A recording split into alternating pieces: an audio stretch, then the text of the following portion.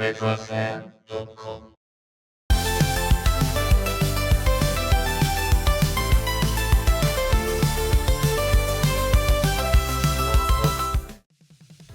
There is a particular kind of memory that lives not only in images, but in sound. I grew up in Italy in the 80s, and like most Italian children at the time, my afternoons were gravitating around a television schedule that had been quietly conquered by Japan. Nobody really planned for it, nobody announced it. It simply happened, show after show, year after year, channel after channel, until an entire generation had absorbed a foreign mythology as if it was our own. In Italy, it all started from Grendizer in 1978, but then Mazinger, Gundam, or Gundam, as we say it in Italy, Captain Tsubasa, Holly e Benji, Cassette, Occhi di Gatto, Shiro, Hokuto no Ken, and then Seiya, I Cavalieri dello Zodiaco, Daitarn 3, and many others. These weren't just characters or cartoon, as we said at the time, instead of anime. They were part of our lives. They were the rhythm of an Italian childhood, focaccia and Japanese animation, for the hours between school and dinner or in the morning. What I have in front of me today is the physical residue of that era. Vinyl records and cassette tapes in particular, Italian, Japanese, international pressings, soundtracks and original soundtracks, singles, records for children, and EP, LP that I collected over the years, precisely because they represent something that cannot be streamed or downloaded. The physical medium, a specific moment in time when, in this particular case, two countries, but many others, I can think of France, went through a similar path of Italy for Japanese anime. We built a shared culture without even fully realizing it. So today I want to go through this collection, starting chronologically from Uforobo Grendizer, or Goldrake as it's known in Italy, or Goldorak in France. On the 4th of April 1978, the Channel 2 Rai 2 in Italy broadcasted the first episode of what Italian television called Atlas Uforobo, but the show was known in Japan as Uforobo Grendizer, created by Go Nagai. In France it was Goldorak. In Italy it became Goldrake. Grendizer is the third actually installment of Go Nagai's Mazinger universe. And you can see here also the 7-inch vinyl of the great Mazinger, Il Grande Mazinger, with a very weird illustration on the front, on the cover. I wonder if it's a bootleg actually, because the robot is completely different, even if clearly inspired by that. And this is the original Japanese version of Mazinger Z, Mazinger Z in Japanese. This is a Japanese pressing, and Mazinger Z began in Japan in October 1972, created by, again, Go Nagai. This is the first installment of the trilogy, even if in Italy it arrived mirrored. This in Japan really took the super robot genre to the next level and really started all of a series and philosophy even that created a template for the years to come. The template of a giant robot piloted by a human defending Earth from an evil enemy or organization. Daitarn 3. This is my favorite. The Italian version of the music for Daitarn 3, it's a masterpiece. Unfortunately, I don't have it because it's hard to find in a physical copy. I have the Japanese counterpart, which is okay, but in comparison to the version that was released in Italy, it's really underwhelming. I strongly recommend you to go and check the Italian version of the Daitarn 3 theme. Daitarn 3 is in an interesting position. In Japan was released from 78 to 79, and it was directed by Yoshiyuki Tomino, which is another great author of many classics super robot anime. I have two formats here, the standard 7-inch single and something slightly a bit more rare. They combine, drama tracks, also actual scenes from the show performed by the voice cast, and the theme songs. And this is the 12-inch version of the original soundtrack for Daitarn 3. I love how it also illustrates frames and sketches from the original anime. In Daitarn 3, yes, there is humor, there's a character lightness, but there are also striking combats, animations, and an underlying sense of tension and drama. I strongly recommend it because it's a good anime, it's a multi-layered anime.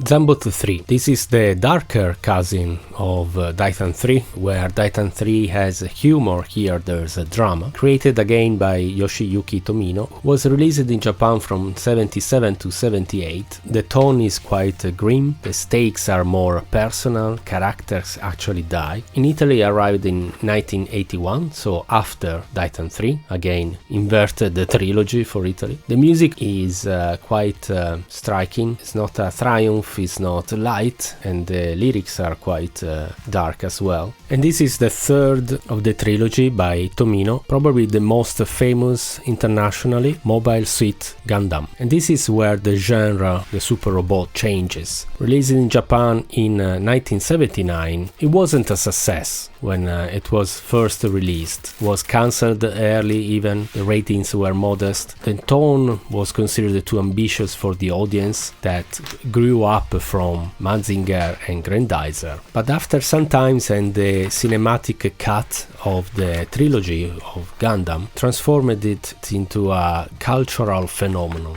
and it changed everything. Gundam was the first to abandon the super robot template that we saw with Mazinger. Gundams are not mythological weapons, are just machines, manufactured, mass-produced. The war in Gundam is not heroic, but it's a war between human factions, each with their own ideology, so it's more realistic. And the protagonist, Amuro Rei, doesn't become a hero, it becomes a soldier. Italy was the first country outside Japan to release Gundam in February 1980, almost at the same time of the Japanese final episode. To summarize these three anime, this trilogy by Tomino, I have the cassette tape version with Gundam, Daitarn 3 and Zambot 3 on a single King Records tape.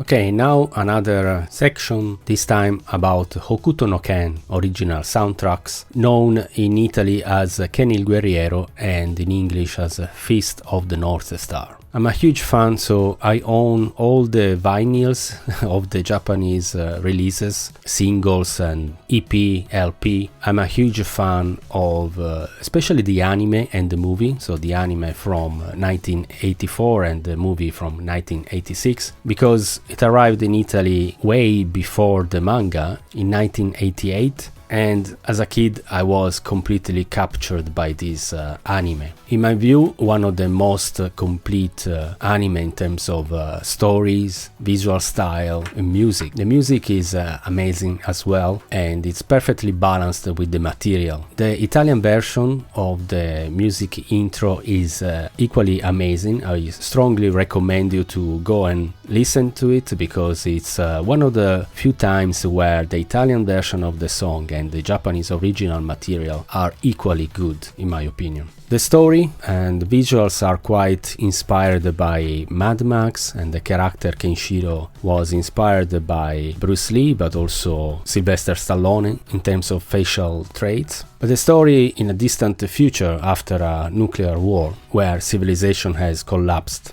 So the strong preyed on the weak. And into this world of chaos and loneliness, Kenshiro steps in. He is the successor of an ancient martial art called Hokuto Shinken, which allows him to destroy people from the inside by striking their pressure points. He's looking for his fiancée, Yuria, who was taken from him, and is very, very good at what he does in a very gruesome way. And while I was speaking, I showed the TV singles by Crystal King, Kodomo Band, from the opening themes of the anime. Then the 1986 theatrical film soundtrack, Kodomo Band, and then Tough Boy, one of my favorites from Hokuto no Ken 2, the second TV series by Tomcat. And now I'm showing the LP soundtrack, the volume 1, 2 and 3, released across 1984 and 1985, the Ken no Ballad series, the primary TV series soundtrack LP release. Volume 1 and 3 features Kodomo Band quite prominently, and all three together form a complete document of the first series, Music Identity. Then there's the Drama Omnibus LP for the first arc of the TV series. This is a very distinctly Japanese product because it's a vinyl record that retells key scenes from the series using the original voice cast. Hokuto no Ken 2, the LP. The second TV series gets, of course, its own LP as well. Different visual palette, more mature kind of characters, and different emotional register. The music also shifts accordingly.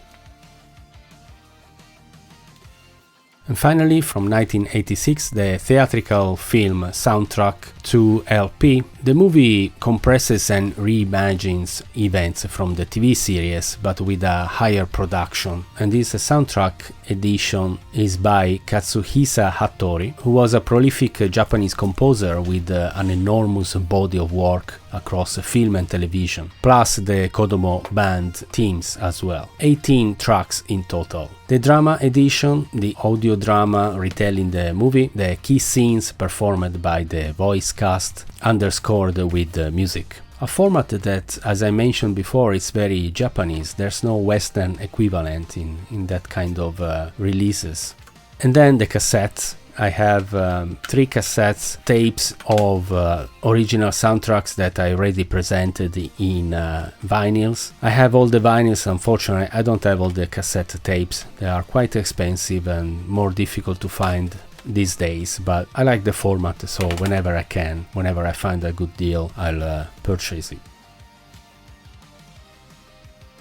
And now some other original soundtracks from different kinds of anime that I watched when I was a kid back then, or that I discovered later on, like this one, Dirty Pair. It was released in Japan in 1985, and it follows Kei and Yuri, 2 agents known collectively as the Lovely Angels, who prefer the nickname the public has given them, the Dirty Pair. The show never reached the mainstream Italian broadcast, so I discovered this later on. This is obviously the Japanese pressing.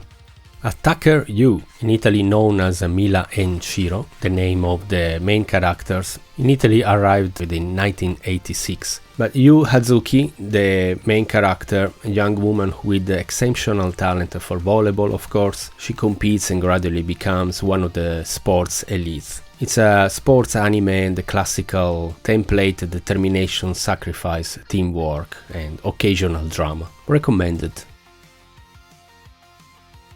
This is an Italian pressing of 2 anime from Japan, Magica Emi, which is the Italian version of Magical Angel Creamy Mami, from 1983, about a 10-year-old girl named Yu Morisawa who is briefly granted magical abilities and becomes a pop idol. Side B has Holly and Benji, which is the Italian version of Captain Tsubasa, from 1983 to 1986, about a young boy named Tsubasa Ozora, whose talent for football verges on the metaphysical. And in Italy it had a huge success, arrived in 1986. Tokimeki Tonight, Renzie la Strega in Italian. This is a Japanese pressing from 1982. Renzie the Witch in Japan, and the story concerns Ranze Eto, a teenage girl whose father is a vampire and whose mother is a werewolf. Ranze herself can transform into anything she bites. The show is a romantic comedy built around the complications of being supernaturally gifted, of course, when you mostly just want to navigate high school and falling in love. I really liked the Italian version of the theme song, completely original in Italy, and it's a good anime, even if sometimes the romantic side takes over. It's recommended. This next anime was another huge success in Italy, Saint Seiya, known as the Cavalieri dello Zodiaco in Italy. In Japan was released in 1986, and it follows 5 young men who serve the goddess Athena, the Greek god, each wearing a mystical cloth armor around a constellation. There's a Pegasus, dragon, Cygnus, Andromeda, Phoenix. The mythology is clearly Greek in name but broadly pan-cultural in character. There is Norse, Hindu and Buddhist imagery all around it. In Italy it arrived in 1990 and it came at the right moment. A generation that had grown up with Goldrake and Ken il Guerriero, Hokuto no Ken, was old enough for something with more emotional mythological complexity. And Seiya provided both. The Italian opening song is, in my opinion, another great one. I really like it. And the Japanese opening, Pegasus Fantasy by Make-Up,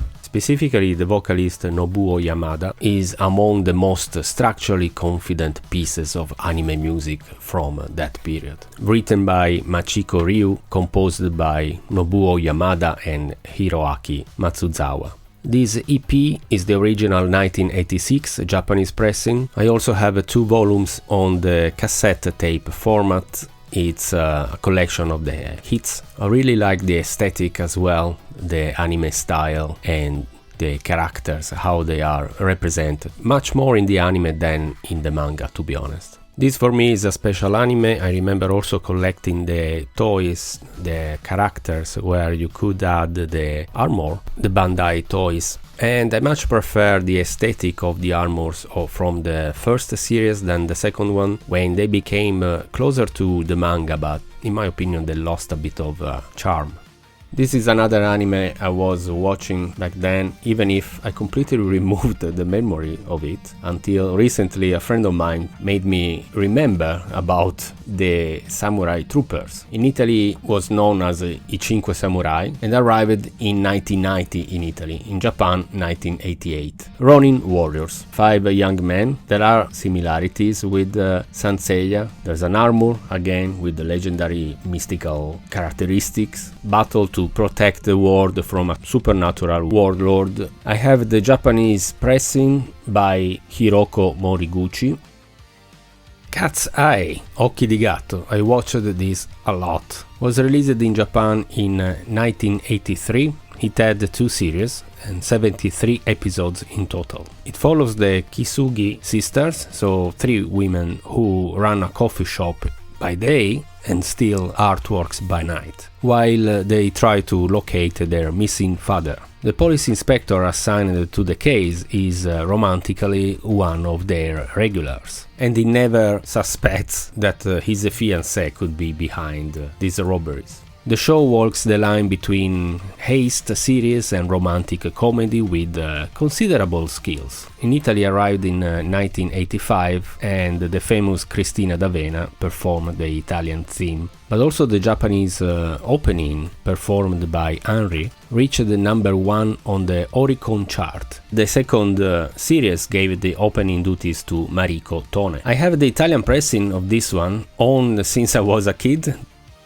Okay, and we finish with some Japanese oddities, also because I cannot live without some yokai and horror Japanese folklore, right? These are very old. The first one, Kaibutsu-kun, Monster Kid from 1968. This is the oldest record in the collection. Kaibutsu-kun was created by Fujiko Fujo and first adapted for television in 1968, and it follows Taro Kaibutsu, prince of the monster world, who is sent to live amongst humans, and he's accompanied by Dracula, of course, Frankenstein, and a werewolf. The show is a children's comedy in black and white.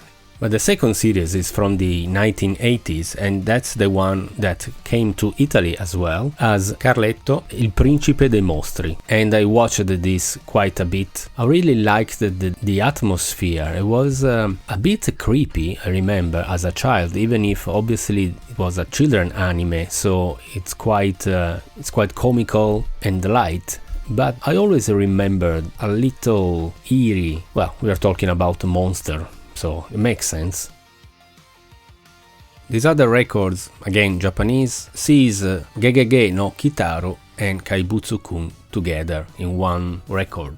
Gegege no Kitaro, of course, created by Shigeru Mizuki, a legendary mangaka artist who spent years in poverty before achieving recognition. Released in Japan in 1968, it was also in black and white, which must have added a lot of atmosphere and mood for such a characteristic yokai anime. In fact, Kitaro is a ghost boy born in a graveyard who protects humans from malevolent supernatural beings. He's accompanied by his father's eyeball, which lives in a small humanoid body. I have an action figure by Bandai, and a cast of yokai, the supernatural creatures of Japanese folklore. The show essentially created the modern popular appetite for yokai in Japan and internationally. And then we have this second record that put 4 shows together: Gegege no Kitaro, Kaibutsu-kun, Mighty Jack and Ultra 7, all in a single EP. It's a document of a specific moment in Japanese children's television.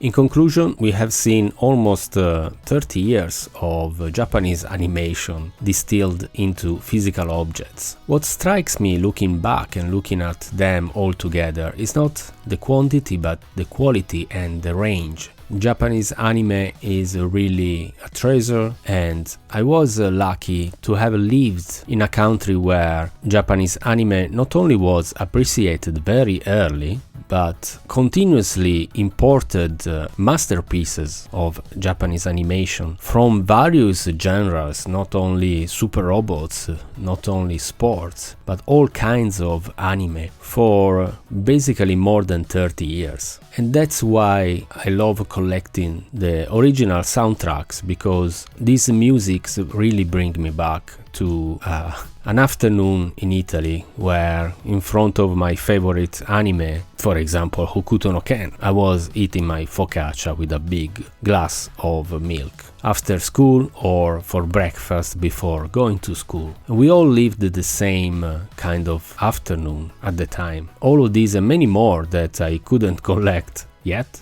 became really part of a generation and multi-generations' lives. I hope you enjoyed this trip across Japanese animation and a bit of Italy perspective and the recommendations that I gave you for both music and the anime. As usual, thank you for watching. Visit retrofair.com for my articles, consider subscribing, and see you next time.